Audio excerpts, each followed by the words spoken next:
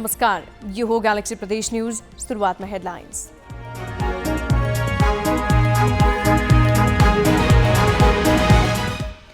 समयमा वर्षा नहुँदा लुम्बिनी प्रदेशका धेरै ठाउँमा रोपाई नै हुन सकेन।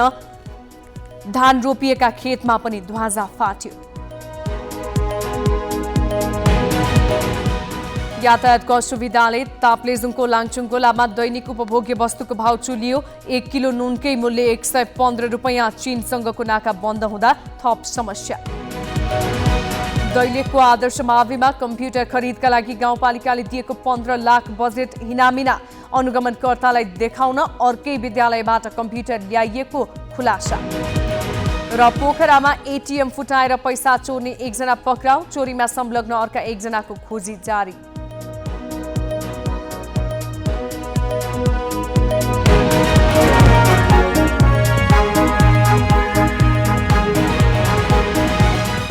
अब न्यूज विस्तारमा।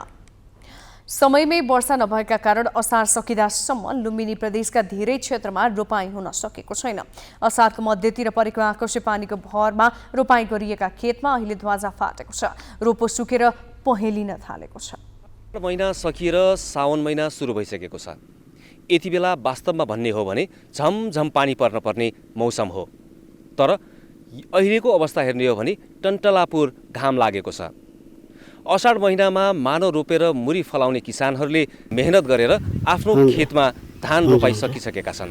तर टन्टलापुर घाम र बर्सातको कमीले गर्दाखेरि लगाएको खेतको ध्वजा चरचरी फुटेको छ।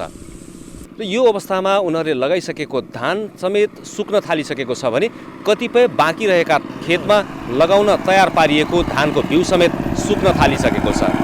यसले गर्दा किसानहरू चिन्तित बनेका छन्। लगानी त डुब्ने नै भयो। अब यस्तै असार जस्तै साउन महिनामा पानी परेन भने किसानले खेती गरेर पनि भोकमरी पर्ने अवस्था छ। अब चिन्ता त कति धेरै भन्ने हो भने त चिन्ता छ। हेर्नुहोस्, अब रोपेको धान पनि रोपेर नरोपे उस्तै छ। पुरै खेत सुकेर चर फाटेर खुट्टै छिर्ने भएको छ खेतमा। अनि यो महिनामा पानी परेन भने त यो धान पसाउन पनि पसान्न। त्यो मेहनत गरेको जुन मेहनत छ त्यो त खेरै जाने भयो। सिंचाई गरिराखे छौँ। अब जहाँसम्म यो बजारको पानी आउँछ त्यो नहाए धोए गरेर त्यो पानी अहिले चलाइराखे छौँ। त्यो पानी खत्म भयो भने त यो जुन अहिले रोपे छौँ त्यो त्यस्तै आधा भन्दा त धेरै सुकिसकेछ। और जुन आधा बचे छ यो पानी बन्द भयो भने त्यो पनि सुकिहाल्छ। बस यहाँको जनताहरू के गर्छ, त्यही त हो। तर यहाँ केही सुविधै छैन। एउटा बोरिङ पनि लाग्दैन, के छ कि बालु मिल्दैन भन्छन्। अनि सरकारले त केही व्यवस्था गर्नु पर्यो। अब त्यस्तै त यस्तै भएर त पुरा जनतै मरिहाल्छ। त्यो देशको के हुन्छ? एकातिर कृषकहरूलाई समयमा पर्याप्त पानी नपर्दा चिन्ताले सताएको छ भने अर्कोतिर रासायनिक मलको अभाव हुँदा पनि उनीहरूलाई थप पिरलो थपिएको छ। खेती किया गया है बाबू, पानी नहीं है, खेत सूखत है और पानी के सिंचाई के कोई व्यवस्था नहीं है। और खाद रहा तो वो नहीं मिलत है समय से। खेते में खाद भी नहीं पड़त है और आसमान से पानी भी नहीं गिरत है। कोई साधन नहीं है। कैसे किया जाए? बीज लगावा गया है वो सूखत है और बहुत परेशानी है भैया। समय से खेती भी नहीं हो पावत है। कोई साधन हो टेबल के तो कहीं सरकार वो भी नहीं देते। लुम्बिनी प्रदेश अन्तर्गतका जिल्लाहरूमा नदीको किनारमा रहेका खेतीयोग्य जमिनहरूमा पानी सिँचाइ उपलब्ध हुँदा त्यहाँ केही धान खेती सप्रिएको जस्तो देखिए पनि धेरै स्थानमा धान खेत सुक्खा हुँदा ध्वजा फाटेको छ भने लगाइएको धानबाली पनि सुक्न थालिसकेको छ। लुम्बिनी प्रदेशको खास गरी दाङ, बाँके र कपिलवस्तु जिल्लामा धेरै धान खेती हुने गरेको छ। तर ती स्थानमा पर्याप्त पानी नपर्दा किसानहरू मर्कामा परेका छन्। यी जिल्लामा रहेका कृषि ज्ञान केन्द्रहरूले दिएको जानकारी अनुसार 70% देखि 90% धान खेती भएको छ। वर्षा पूर्वानुमानले मङ्गलबारदेखि चाहिँ वर्षा हुन्छ भन्ने अनुमान गरेको पनि छ हैन। अब त्यो मङ्गलबारबाट चाहिँ यदि वर्षा राम्रो भइदियो भने चाहिँ किसानहरूले चाहिँ रोप्न पाउँछन्। किनभने अलिकति बुढो चाहिँ बिउ भए तापनि हामीले चाहिँ अब लगभग हाइब्रिड बिउहरूमा चाहिँ 20 देखि 25 दिनको बिरुवा एकदम राम्रो रोप्नलाई, तर अहिले कतिपय अधिकांश किसानहरूको चाहिँ 30 दिन बिउ नागेको छ होइन। 30-35 दिनसम्म पनि हामीले चाहिँ रोप्यौँ भने चाहिँ उत्पादनमा चाहिँ केही ह्रास आए तापनि तर चाहिँ किसानहरूको चाहिँ अब सन्तोषजनक चाहिँ उत्पादन हुनसक्छ भन्ने चाहिँ हामीले अनुमान गर्छौँ। तर खेती भइसकेको खेतहरूमा समेत पर्याप्त पानी नहुँदा धान खेती कस्तो हुन्छ र त्यसले कस्तो बाली दिन्छ भन्नेमा किसानहरू अन्योलमा परेका छन्। त्यसो त पछिल्लो समय खेतीयोग्य जमिन मासेर त्यहाँ बसोबास गर्नेहरूको क्रम पनि बढिरहेको छ र बचेको खेतीयोग्य जमिनमा पनि जुन अनुपातमा खेती गरिसकेपछिको उत्पादन हुनुपर्ने हो, विभिन्न कारणले उत्पादन घट्दै जाने हो कि भन्ने चिन्तामा किसानहरू रहेका छन्। क्यामेरा पर्सन नारायण नेपालको सहयोगमा कपिल वस्तुबाट शेरिफ केसी, बाँकेबाट क्षेत्रनाथ देवकोटा र दाङबाट शिवराज खनालको सहयोगमा रोशनमान श्रेष्ठ, ग्यालेक्सी 4K घोराई। यातायातको पहुँच नपुगेको ताप्लेजुङको ओलाङचुङ गोलामा दैनिक उपभोग्य वस्तुको मूल्य चुलिएको छ। चीनसँग सीमा जोडिएको ओलाङचुङ गोलासम्म सामग्री पुर्याउन सदरमुकाम फोङलिङदेखि लुङथुङसम्म ट्र्याक्टर र लुङथुङदेखि गोलासम्म मान्छे वा खच्चरले बोक्नुपर्छ। ढुवानी महँगो भएका कारण ओलाङचुङ गोलामा उपभोग्य वस्तुको भाव चुलिएको हो। सडक नभएकै कारण ओलाङचुङ गोलामा अन्य पूर्वाधार विकास पनि सुस्त छ। सदरमुकाम फुङलिङदेखि ओलाङ चुङ्गोलासम्म सामग्री ढुवानी लागत किलोकै 80 रुपियाँ पर्छ। ढुवानी लागतकै कारण फुङलिङमा 30 रुपियाँ पर्ने आयोडिनयुक्त खाने नुन ओलाङ चुङ्गोलामा 115 रुपियाँ तिर्नुपर्छ। सदरमुकामबाट लुङथुङसम्म ट्र्याक्टरबाट ढुवानी गर्दा किलोको 15 रुपियाँ र लुङथुङ ओलाङ चुङ्गोलासम्म बोकेर 60 रुपियाँ गरी 75 रुपियाँ ढुवानीमै खर्च हुन्छ। बाँकी व्यापारीले नाफा जोड्दा नुनको मूल्य किलोको 115 रुपियाँ पुगेको हो। सदरमुकाम फुङलिङमा प्रति बोरा 3000मा पाइने चामलको ओलाङ चुङ्गोलामा 7000 रुपियाँ पर्छ। अहिले त ठप्पै चाहिँ छैन। पहिला माथिबाट हामी नै चाइनाकै निर्भर थियौँ, किनभने खाद्यदेखि लिएर सबै सामान के अरे लुगाफाटा सबै माथिबाट नजिक भएको हुँदा माथिबाट ल्याउँथ्यौँ। अहिले त माथि ठप्प नाका ठप्प भएपछि अहिले बजार ताप्लेजुङ सदरमुकाम ताप्लेजुङबाट ल्याउनु पर्दाखेरि हामीलाई ढुवानीमै एकदम समस्या छ। त्यसले गर्दाखेरि एकदमै समस्या छ अहिले त। कोरोना महामारी अघि ओलाङ चुङ्गोलामा चीनको तिब्बत नाकाबाट दैनिक उपभोग्य सामग्री आयात निर्यात हुन्थ्यो। कोरोनालाई कारण देखाएर 2076 सालदेखि चीनले अघोषित नाका बन्द गरेकाले नुनदेखि सुनसम्म किनबेच गर्न सदरमुकाम फुङलिङकै भर पर्नुपर्छ। ओलाङचुङसम्म मोटर बाटो नहुनु, अप्ठ्यारो गोरेटो बाटो र बेलामा भरिया खच्चर नपाउने पुरानै समस्याले ओलाङचुङवासी समस्यामा छन्। यहाँको मुख्य पेसा पशुपालन र व्यापार हो। खेतीपाती हुँदैन। कार्तिकदेखि फागुनसम्म हिउँ पर्ने भएकाले त्यस समयका लागि अहिले नै अन्न तथा लत्ता कपडाको जोहो गर्नुपर्छ। शिर पुस माघको हिउँदोको समयमा चाहिँ ढुवानी अलिक थोरै कम पर्छ भने अहिले बर्खाको समयमा चाहिँ अलिक बढी पर्छ, किनकि बिचमा चाहिँ जस्तो काठे पुलहरू छ, त्योहरू काठे पुलहरू पनि बगाएको हुन्छ होइन। त्यो कारणले यातायात चाहिँ पहिला चाहिँ इला डाँडासम्म चाहिँ यातायात सुके पानीसम्म यातायात पुग्थ्यो हिउँदोको समय भने, अहिले चाहिँ हामी लुङथुङसम्म मात्रै ट्र्याक्टरको ढुवानी गरेर लान सक्छौँ। अब हिउँदोको समयमा परिवेश हेर्ने भने यहाँबाट इला डाँडासम्म 10 रुपियाँ पर केजी ट्र्याक्टरले र त्यहाँबाट चाहिँ 40 रुपियाँमा चाहिँ हामीले चाहिँ खच्चरकोबाट ढुवानी गरेर हामी ओलाङचुङ्गोला पुग्थ्यौँ। तर अब अहिले चाहिँ हेर्ने हो भने ट्र्याक्टरले पनि लुङथुङसम्म मात्रै पुर्याउने, त्यहाँबाट उँभो पनि 60-70। अब त्यो चाहिँ परिस्थिति हेरेर 80 रुपियाँसम्म पनि हामीले ढुवानी दिनुपर्ने कारणले गर्दा बर्खा चाहिँ अलि हामीलाई कठिनाइ छ। हिउँदो चाहिँ अहिले ठिकै भइरहेछ। ओलाङचुङ गोलासम्म मोटर बाटो नपुग्दासम्म समस्या समाधान नहुने स्थानीयवासीको बुझाइ छ।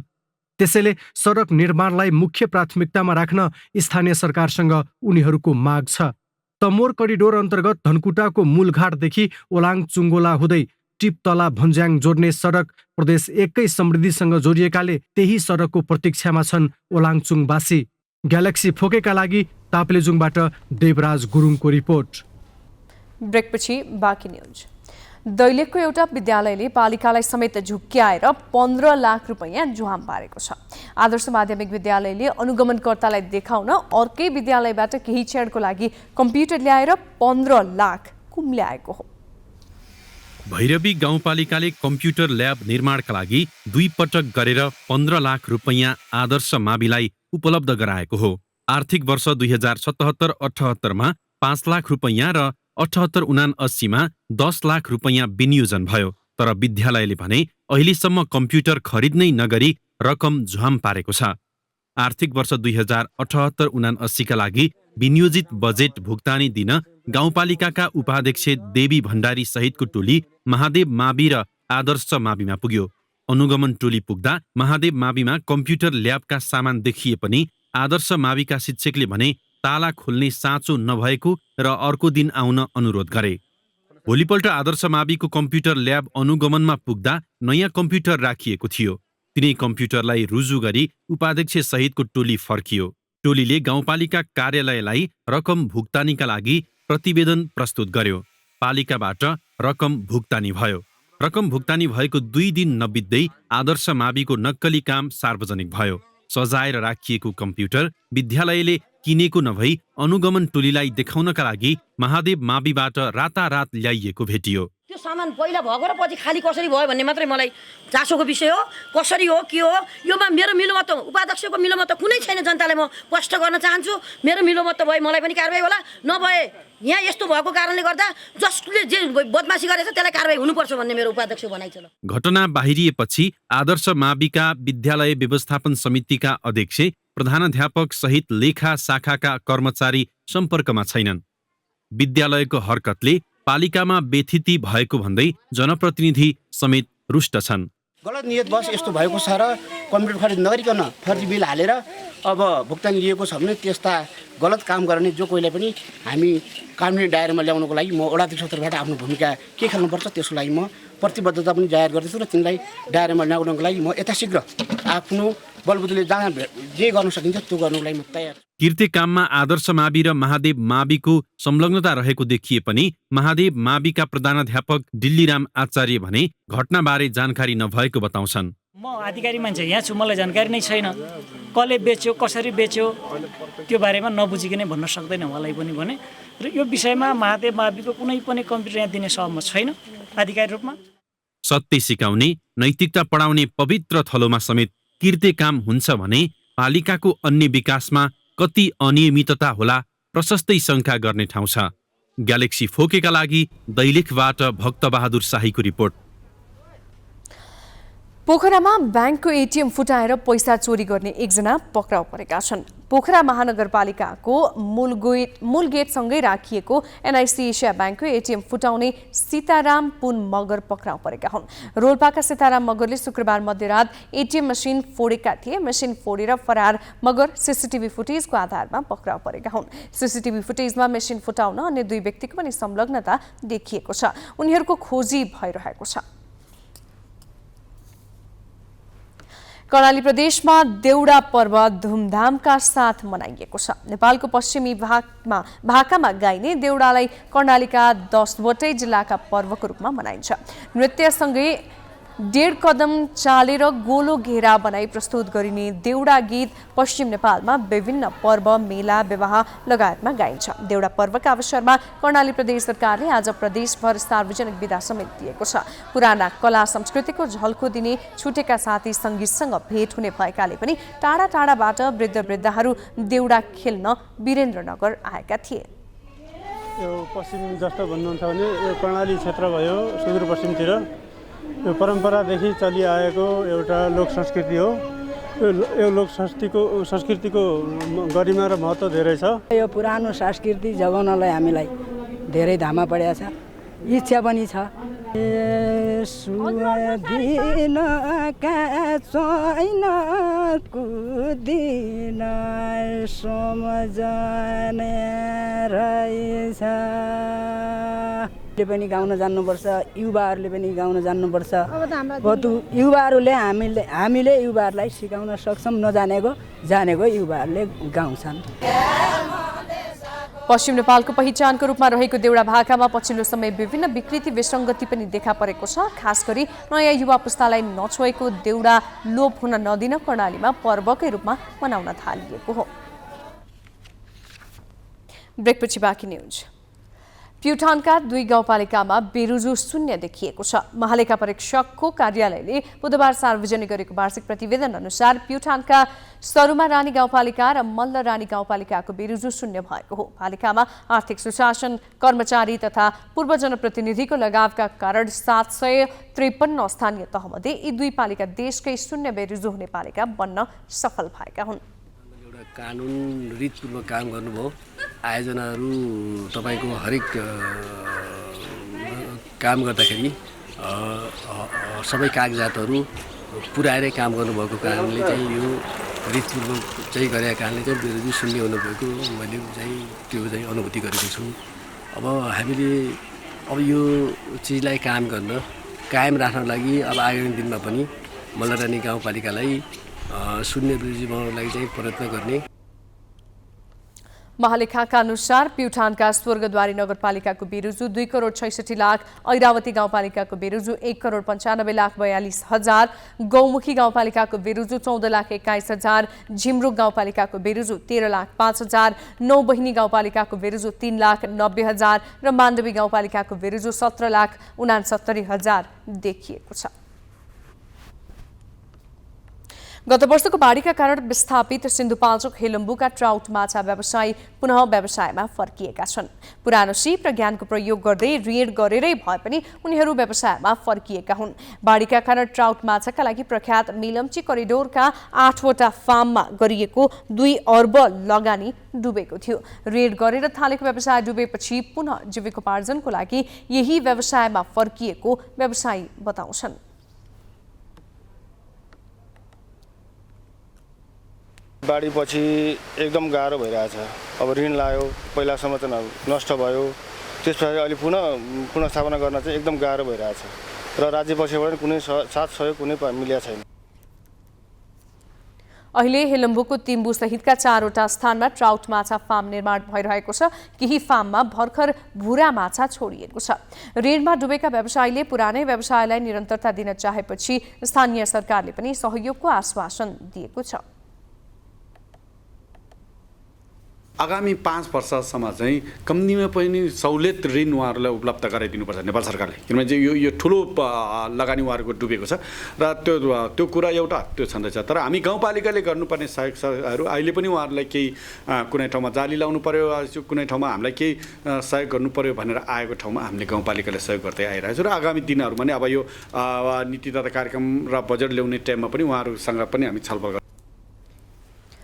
हेलम्बुमा सञ्चालित ट्राउट फार्महरूबाट वार्षिक 60 टन भन्दा बढी माछा उत्पादन हुने गरेको थियो। धार्मिक तथा ऐतिहासिक पर्यटकीय स्थल गुल्मीको रेसुङ्गामा 1 महिने मेला सुरु भएको छ। रेसुङ्गाको प्रचार प्रसार र पर्यटकीय स्थलको प्रवर्धनको लागि मेला आयोजना गरिएको छ। साउन महिनाभर चल्ने मेलामा धार्मिक प्रवचन, रुद्री तथा चण्डी पाठ, शिवजीको नित्य पूजा सञ्चालन गरिने रेसुङ्गा संरक्षण समितिले जनाएको छ। पूजाआजाको लागि गुल्मी लगायत अर्घाखाँची, पाल्पा, बागलुङ, प्युठान, रूपन्देही लगायतका जिल्लाबाट भक्तजन भेला भएका छन्। नेपालकै 4 धाम मध्येको एक धाम रेसुङ्गाको पोखरीमा नुहाउनाले भुलवश भएका पाप नष्ट हुने धार्मिक मान्यता छ। हामी ग्यालेक्सी प्रदेश न्यूजको अन्तमा छौं। जाँदा जाँदै हेडलाइन्स।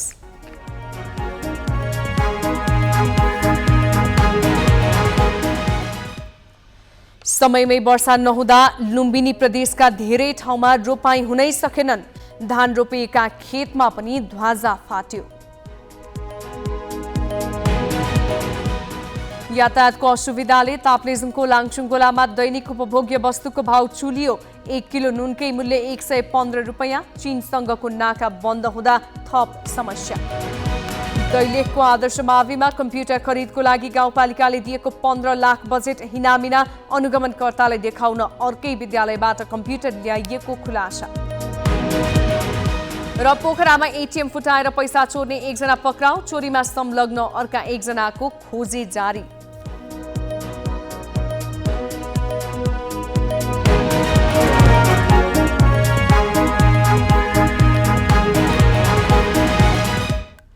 ग्यालेक्सी प्रदेश न्यूज अहिलेलाई सकियो। राति 8 बजे ग्यालेक्सी न्यूज आवर लिएर आउनेछौँ।